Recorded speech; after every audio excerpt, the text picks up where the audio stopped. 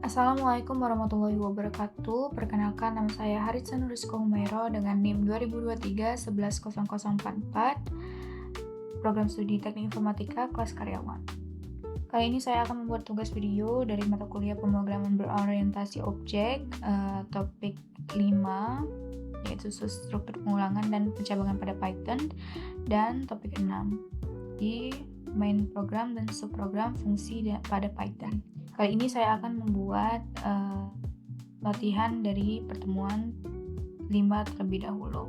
Baik, di sini ada studi kasus, yaitu untuk mencari angka prima, yang mana soalnya berisi tentang buatlah sebuah program yang menerima input angka dari pengguna dan menentukan apakah angka tersebut adalah angka prima atau bukan menggunakan for loop dan if-else statement. Langsung saja di sini saya akan menggunakan tools atau alat dari Colab Research. Ini adalah salah satu web buatan Google ya. Di sini kita akan membuat program untuk meminta input dari pengguna.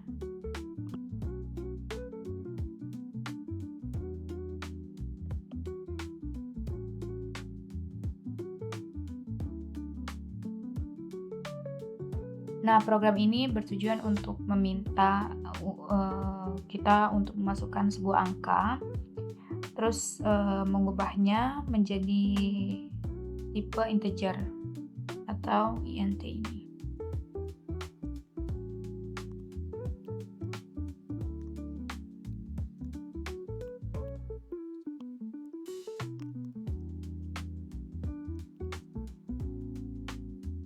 Nah, program ini menjelaskan kalau angka kurang dari 2 itu berarti bukan bilangan prima, misalnya kayak angka 0 dan 1. Jadi ya, nanti programnya langsung menampilkan hasil tersebut tanpa perlu perhitungan lebih lanjut. Nah, sedangkan ini else ini jika angka lebih besar daripada 2, program menganggap sementara bahwa angka tersebut adalah angka prima dan akan diperiksa lebih lanjut.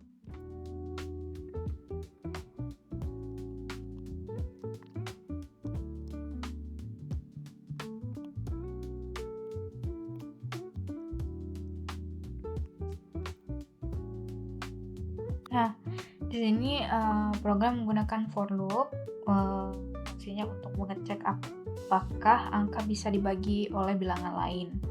Misalnya range ini berarti memeriksa semua angka dari 2 sampai angka minus 1. Kemudian ada juga ini yang berarti angka habis bagi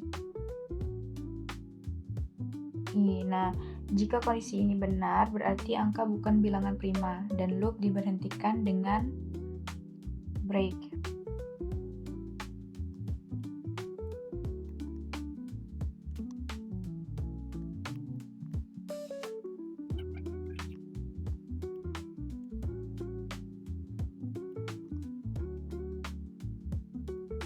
Nah, program ini untuk menampilkan hasil ya, kalau variabel primanya masih true, maka angka adalah bilangan prima. Nah, kalau primanya berubah menjadi false, berarti angkanya bukan bilangan prima. Ini kita coba masukkan angka 1 ya. Nah, di sini keluar kalau 1 itu bukan bilangan prima. Coba kita masukkan angka lainnya. Angka berapa ya? Angka 7. Coba. Nah, di sini keluar 7 adalah bilangan prima. Nah, tadi kan program saya itu outputnya yang bagian 7 adalah bilangan prima, itu tadi ada 3 berturut-turut ya. Itu alasannya tadi karena if dan else saya ini tadi masih berada di bloknya for. Nah, ini tadi saya geser atau hapus ininya tadi. Jadi sekarang outputnya sudah benar. sini kita akan melanjutkan ke latihan kedua ya, yaitu buatlah sebuah program yang menggunakan for loop untuk mengiterasi angka dari 1 hingga 50 dan menggunakan if, elif, else statement untuk menampilkan piece jika angka tersebut habis dibagi 3, bus kalau angka tersebut habis dibagi 5, dan fixed bus jika angka tersebut habis dibagi 3 dan 5. Nah, langsung saja. Di sini kita akan menggunakan web yang sama, yaitu Colable Search dari Google. Di sini kita langsung tambah aja.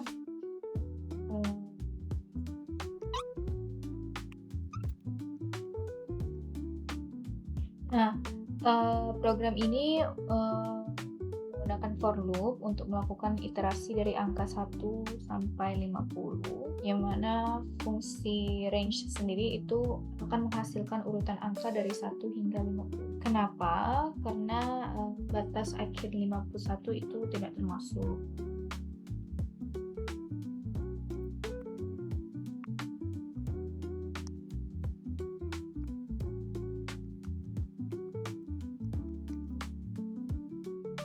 Program ini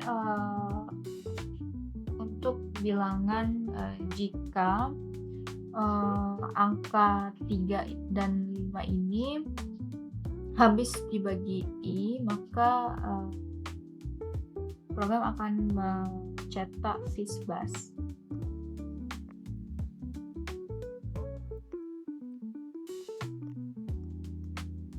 Nah, di sini kalau angka tidak memenuhi kondisi pertama atau tidak habis dibagi 3 dan 5, tapi habis dibagi 3, program akan mencetak piece.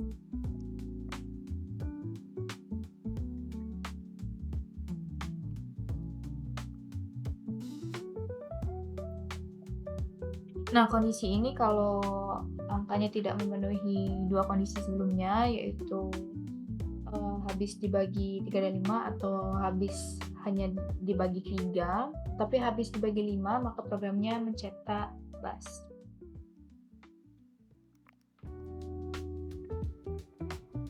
Nah, kondisi ini kalau angkanya tidak habis dibagi 3 maupun 5, maka programnya akan mencetak angka itu sendiri.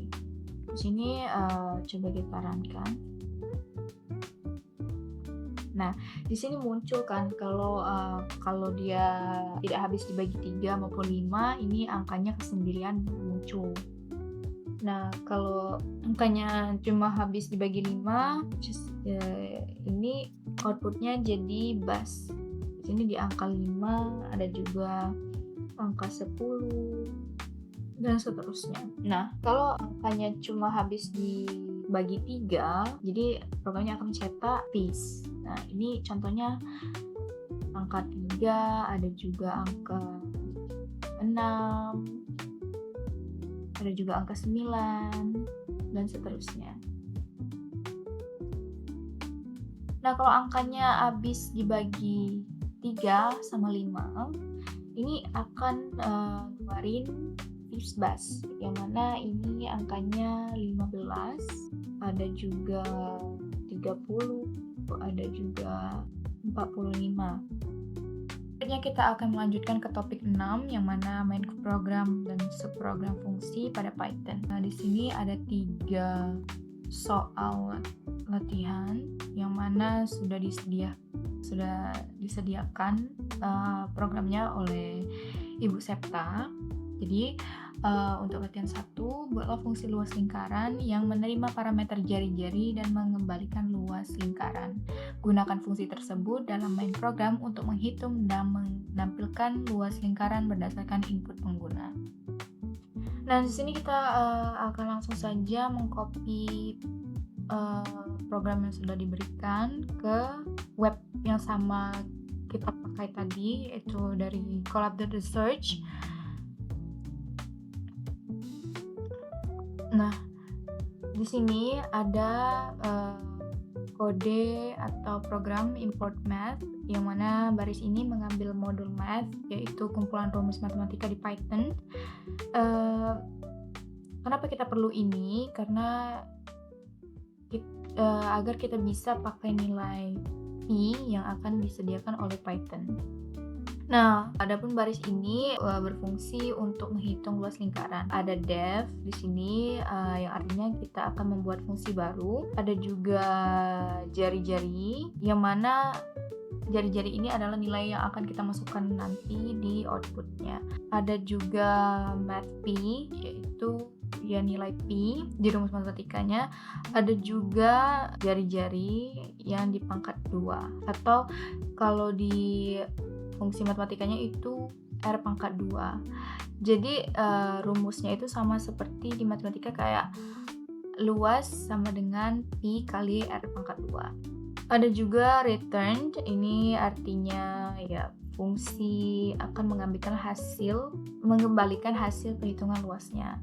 Nah, ada juga baris if name main, yang mana ini adalah sebuah perintah dari standar Python untuk menjalankan filenya langsung. Ada juga ini baris float input atau masukkan jari-jari. Nah, program ini tujuannya untuk meminta pengguna atau kita untuk mengetik jari-jari lingkaran. Ada juga input. Input ini digunakan untuk menerima angka dari pengguna atau dari kita. Ada juga float, artinya angkanya bisa berupa bilangan desimal, bukan cuma bilangan bulat, misalnya 7,5, 8,5. Ada juga baris luas. Di sini program ini memanggil fungsi yang tadi kita buat di sini dan menyimpan hasilnya di variabel luas. Ada juga print di sini untuk menampilkan hasil luasnya ke layar. Huruf F di depannya itu artinya string, digunakan untuk memasukkan variabel langsung ke dalam teks. Sekarang coba kita runkan ya. Nah, ini kita langsung disuruh memasukkan jari-jari, yang mana saya akan memasukkan bilangan bulat terlebih dahulu. Nah, ini keluar hasilnya. Sekarang coba kita masukkan bilangan desimal. Ini berhasil juga. Jadi program ini dibuat memang untuk menghitung luas jari-jari lingkaran. Selanjutnya kita ke soal latihan nomor 2, yaitu buatlah fungsi konversi suhu yang menerima parameter suhu dalam derajat Celcius dan mengembalikan suhu dalam derajat Fahrenheit. Gunakan fungsi tersebut dalam main program untuk menghitung dan menampilkan suhu dan Fahrenheit berdasarkan input pengguna. Di sini juga sama, kodenya sudah tersedia. Di sini kita akan langsung copy ke web yang sama.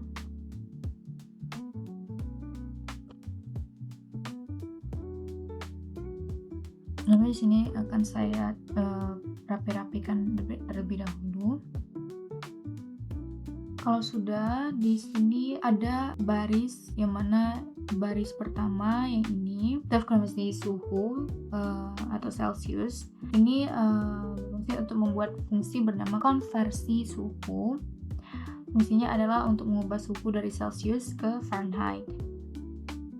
Ada juga di sini return, yang mana ini adalah rumus konversi dari F sama dengan C kali 9/5 tambah 3. Di sini juga ada if name sama dengan main, seperti yang di atas tadi.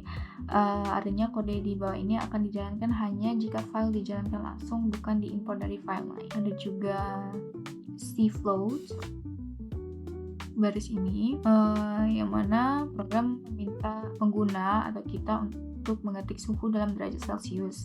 Selanjutnya ada float, yang mana digunakan untuk agar kita bisa menerima angka desimal juga, misalnya kayak 25,5 misalnya gitu.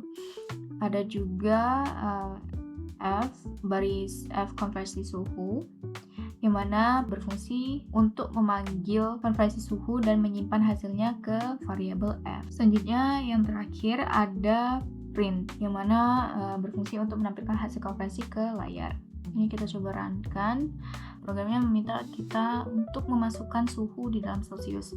Di sini saya akan mencoba memasukkan suhu 16 derajat. Nah, ini keluar hasilnya suhu dalam Fahrenheit. Nah, di sini saya juga akan coba memasukkan suhu tapi dalam angka desimal, misalnya 16,5. Nah, di sini keluar ya, yang mana suhu dalam Fahrenheit yaitu 61,7. Baik, selanjutnya kita akan melanjutkan ke latihan ketiga, yaitu buatlah fungsi hitung gaji yang menerima parameter jumlah jam kerja dan upah per jam, serta mengembalikan total gaji. Jika jumlah jam kerja lebih dari 40, hitung upah lembur 1,5 kali upah per jam untuk jam kerja yang melebihi 40 jam. Gunakan fungsi tersebut dalam main program untuk menghitung dan menampilkan total gaji berdasarkan input pengguna. Oke, di sini kita langsung saja copy kode yang sudah disediakan oleh Bu Septa. Di sini sama seperti tadi kita menggunakan Colab Research. Sini juga programnya sudah saya rapikan sebelumnya. Jadi baris pertama ini berfungsi untuk menghitung gaji berdasarkan jam kerja dan upah per jam. Ada juga if jam kerja tidak lebih dari 40 jam, maka tidak akan ada lembur dan gaji juga akan dihitung seperti biasanya. Ada juga else, jika lebih dari 40 jam bekerja berarti ada jam lembur. Di sini ada juga return, berfungsi untuk menghitung total gaji, yang mana 40 jam pertama akan dibayar normal. Jika ada jam lembur, maka dibayar 1,5 kali lipat. Ada juga baris program terakhir, yaitu if name main, yang mana baris kedua dan ketiga ini berfungsi untuk meminta input dari pengguna atau kita untuk jam kerja dan upah per jam. Ada juga baris total gaji atau hitung gaji yang memanggil fungsi hitung gaji untuk menghitung total gaji. Ada juga yang terakhir, ada juga baris print yang mana untuk menampilkan hasil di layar. Sekarang kita coba runkan. Di sini bisa terlihat kita diperintahkan untuk memasukkan jumlah jam kerja. Saya akan memasukkan 8 jam. Masukkan upah per jam. Misalnya 20.000. Ini keluar ya, total gajinya 160.000. Nah, sekarang coba kita masukkan jam kerja yang lebih dari 40 jam, misalnya 21. Ini terlihat ya, total gajinya jadi 830.000. Baik, sekian tugas video dari saya.